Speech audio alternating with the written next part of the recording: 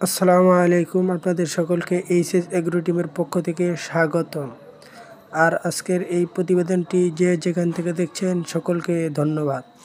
তো আজকের মূল টপিক হচ্ছে মরিচ গাছ ঢুলে পড়া রোগের কী কারণে মরিচ গাছ ঢুলে পড়ে যায় এবং মরিচ গাছের গোড়া পচন।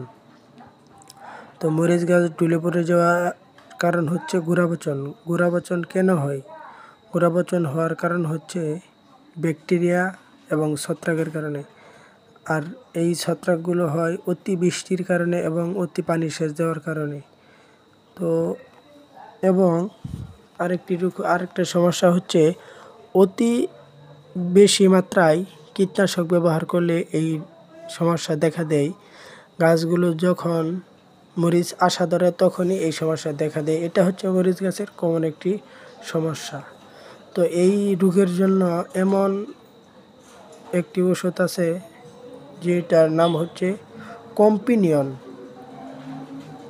এই ওষুধটির নাম হচ্ছে কম্পিনিয়ন। এই ওষুধটি দিনে 2 বার মেরে দেখেন, ইনশাল্লাহ ঠিক হয়ে যাবে।